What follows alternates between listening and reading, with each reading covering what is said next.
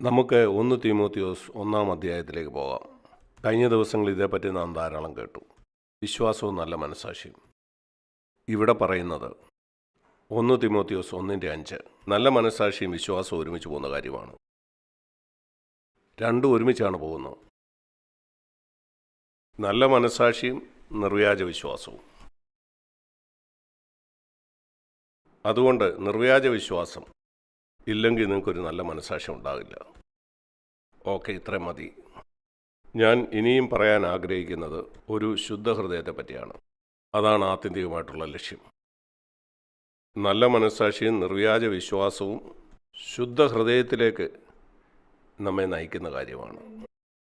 നല്ല മനസ്സാക്ഷിയും ശുദ്ധഹൃദയവും തമ്മിലുള്ള വ്യത്യാസം എന്താണ്? ഞാൻ പറയാം. നിങ്ങൾ ഒരിക്കലും അതേപ്പറ്റി ചിന്തിച്ചിട്ടുണ്ടാവില്ല.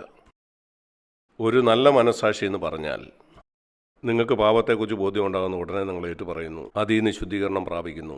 അത് ദൈവത്തിനെതിരെയുള്ള ഒരു പാപമാകാം, ഒരു മോശം ചിന്ത, മറ്റൊരാളോടുള്ള മോശം മനോഭാവം. അത് നിനക്കും ദൈവത്തിനും ഇടയിലുള്ള കാര്യമാണ്. അല്ലെങ്കിൽ നീ മറ്റൊരാളുമായിട്ട് പ്രശ്നം, നീ അതിന് ക്ഷമ ചോദിച്ചു, നീ അവനോട് ക്ഷമിച്ചു, അങ്ങനെ നിങ്ങളുടെ മനസ്സാക്ഷി ശുദ്ധമായി. നല്ലത്. എന്നാൽ ഒരു ശുദ്ധ ഹൃദയം അതിലും കൂടിയ ഒരു കാര്യമാണ്. കാരണം യേശു പറഞ്ഞു. നമുക്ക് മത്തായിയുടെ സുവിശേഷം 5-ലേക്ക് പോകാം. മത്തായി 5:8 വാക്യം. യേശു പറഞ്ഞു, ഹൃദയശുദ്ധി ഉള്ളവർ ഭാഗ്യവാന്മാർ, അവർ ദൈവത്തെ കാണും. ഹൃദയശുദ്ധി ഉള്ളവർ അവരുടെ ഹൃദയത്തിൽ കാണുന്ന എന്താ? ദൈവത്തെ. അവരെപ്പോഴും ദൈവത്തെ കാണും. അവർക്കെതിരെ ദോഷം ചെയ്യുന്ന ആ മനുഷ്യനെ അല്ല അവർ കാണുന്നത്, അല്ല അവർ ദൈവത്തെ കാണും. ഒരു മോശം സാഹചര്യം, അത് ദൈവം അനുവദിച്ചിരിക്കുന്നതാണ്. അതുകൊണ്ട് അവനോട് അവർക്ക് ദേഷ്യം തോന്നില്ല, അത് ദൈവം എനിക്ക് അനുവദിച്ചിരിക്കുന്നതാണ്. ഇതിൻ്റെ മനോഹരമായൊരു ഉദാഹരണം ഞാൻ നിങ്ങളെ കാണിക്കാം. നമുക്ക് ഉൽപ്പത്തി പുസ്തകം 50-ലേക്ക് പോകാം. യോസേഫിൻ്റെ ആ കാര്യം നിങ്ങൾക്കറിയാമല്ലോ.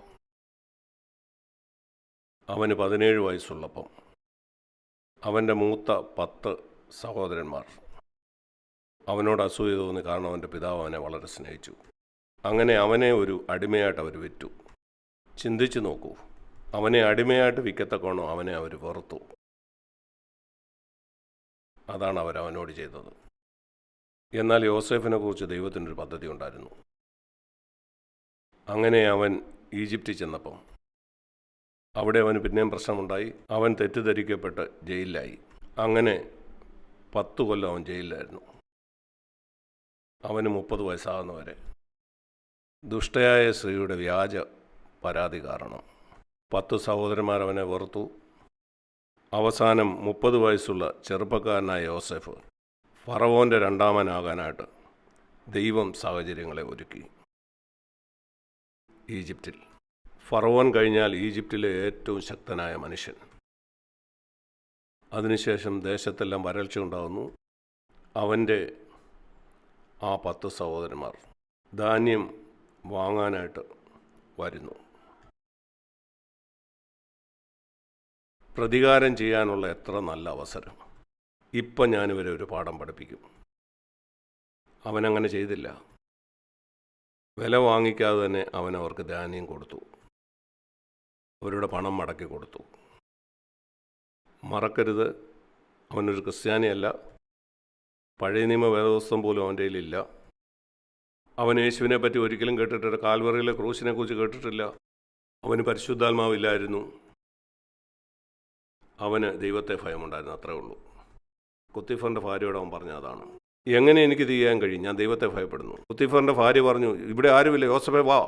എന്നാൽ യോസേഫ് കുത്തിഫറിൻ്റെ ഭാര്യയോട് പറഞ്ഞു, ഇവിടെ ഒരാളുണ്ട്, ദൈവം ഇവിടെ ഉണ്ട്. ചിന്തിച്ചു നോക്കൂ, പഴയ നിയമത്തിൽ ജീവിച്ചിരുന്ന ഒരാൾ ഒരു പാപം ചെയ്യാനായിട്ട് പരീക്ഷിക്കപ്പെട്ടപ്പോൾ, വരൂ ഇവിടെ ആരുമില്ല എന്നാ സ്ത്രീ പറഞ്ഞപ്പോൾ അവൻ പറഞ്ഞു, ഇല്ല, ദൈവം ഇവിടെ ഉണ്ട്. എന്തൊരു വലിയ മാതൃക എല്ലാ ചെറുപ്പക്കാർക്കും അനുഗമിക്കാനായിട്ട്. നീ ചിന്തിക്കുന്നു ആരും ഇവിടെ ഇല്ല, എന്നാൽ ദൈവം ഇവിടെ ഉണ്ട്. ഇവിടെ ഇത് കാണിക്കുന്നത് അവൻ്റെ ദൈവഭയമാണ്. എന്നാൽ അവൻ്റെ സ്വഭാവത്തിൻ്റെ മറ്റൊരു ഭാഗം ഇതായിരുന്നു. സഹോദരന്മാർ അവൻ്റെ അടുക്ക വന്നു യോസേഫെ ഞങ്ങളോട് ക്ഷമിക്കണമെന്ന് പറഞ്ഞപ്പം ഇവിടെ പറയുന്നു, അത് ഉൽപ്പത്തി 50:17 നാം വായിക്കുന്നത്. അവരുടെ പിതാവ് പറഞ്ഞു, നിങ്ങൾ യോസേഫിൻ്റെ അടുക്ക ചെന്ന് പറയണം, ആകയാൽ അപ്പൻ്റെ ദൈവത്തിൻ്റെ ദാസന്മാരുടെ ദ്രോഹം ക്ഷമിക്കണമേ എന്ന് പറയിച്ചു. അതിന് ജോസഫ് എന്താ പറഞ്ഞെന്നറിയാമോ? എന്താണ് യോസേഫ് അതിന് മറുപടി പറഞ്ഞത്? അവർ ചെയ്ത ദ്രോഹം കാരണം 13 കൊല്ലം അവൻ സഹിച്ചു. 20-ാം വാക്യം, അത്ഭുതകരമായ ഒരു വാക്യമാണിത്. നിങ്ങളെല്ലാവരും ഇത് ഓർത്തിരിക്കണം. ഇത് പഴയ നിയമത്തിലെ റോമാലേഖനം 8:28. റോമാലേഖനം 8:28 നിങ്ങൾക്കറിയാമല്ലോ. തന്നെ സ്നേഹിക്കുന്നവർക്ക് സകലതും നന്മയ്ക്കായി കൂടെ വ്യാപരിക്കും.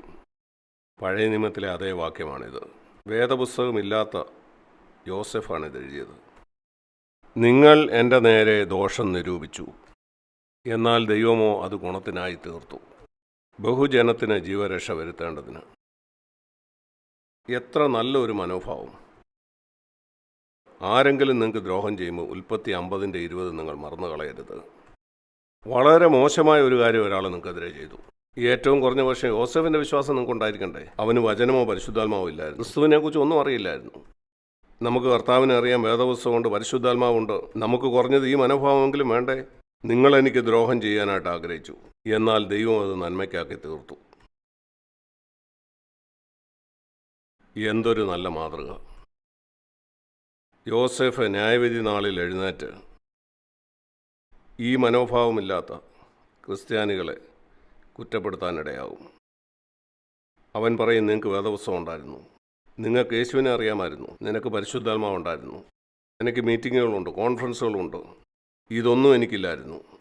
എന്നാൽ എന്നെ സഹായിക്കാനായിട്ട് ദൈവം തൻ്റെ കൃപയും കരുണയും തന്നു. എൻ്റെ സഹോദരന്മാരോട് ക്ഷമിക്കാൻ, ശുദ്ധഹൃദയത്തിൽ നിന്നുള്ള സ്നേഹം. എന്തുകൊണ്ടാണിത്? കാരണം യോസേഫ് ദൈവത്തെ കണ്ടു. ഹൃദയശുദ്ധിയുള്ളവർ ഭാഗ്യവാന്മാർ, അവരെന്താണ് കാണുന്നത്? യേശു എന്താ പറഞ്ഞ്? ഹൃദയശുദ്ധിയുള്ളവർ ഭാഗ്യവാന്മാർ, അവർ ദൈവത്തെ കാണും. എല്ലായിടത്തും അവർ ദൈവത്തെ കാണും. കൊത്തീഫറിൻ്റെ ഭാര്യ വന്ന് നമുക്ക് പാപം ചെയ്യാമെന്ന് പറഞ്ഞപ്പം അവൻ ദൈവത്തെ കണ്ടു. ഹൃദയശുദ്ധിയുള്ളവർ ദൈവത്തെ കാണും. അവർ കൊത്തീഫറിൻ്റെ ഭാര്യയല്ല, ദൈവത്തെയാണ് കാണുന്നത്.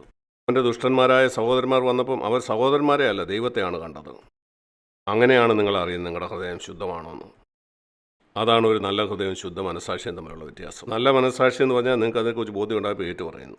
നല്ലത്. ശുദ്ധഹൃദയം എന്ന് പറയുന്നത് അതിലും മുകളിലാണ്. ശുദ്ധഹൃദയം എന്ന് പറയുന്ന എല്ലാ സാഹചര്യത്തിലും ദൈവത്തെ കാണുന്നതാണ്.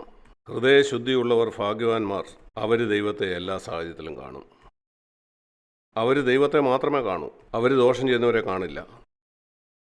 അവർ മോശം സാഹചര്യത്തെ അല്ല കാണുന്നത്.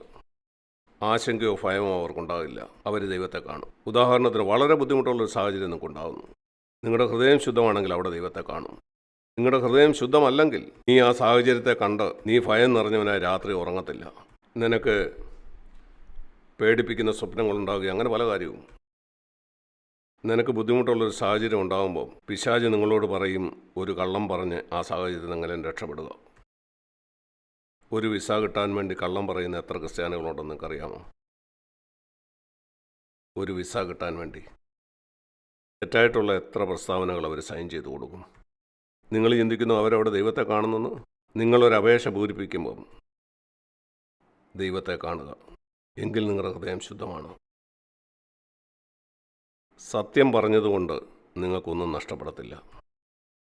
ഒരിക്കലും ഒരിക്കലും ഒരിക്കലും കള്ളം പറഞ്ഞുകൊണ്ട് നിങ്ങളൊന്നും നേടുകയില്ല. ഹൃദയശുദ്ധിയുള്ളവരായിരിക്കുക. നിങ്ങളുടെ ഹൃദയം ശുദ്ധമാണെന്ന് അങ്ങനെ അറിയാം. ഹൃദയശുദ്ധിയുള്ളവർ ദൈവത്തെ കാണും. യേശുവാണ് അത് പറഞ്ഞത്. എല്ലാ സാഹചര്യത്തിലും, എല്ലാ കാര്യത്തിലും, എപ്പോഴും. അങ്ങനെയാണ് നമ്മൾ ഈ ഭൂമിയിൽ ജീവിക്കണം ദൈവം ആഗ്രഹിക്കുന്നത്. ഈ പുതിയ നിയമത്തിൽ യോസേഫിനേക്കാൾ എത്രയോ വലിയ സാക്ഷ്യമുള്ളവരായി.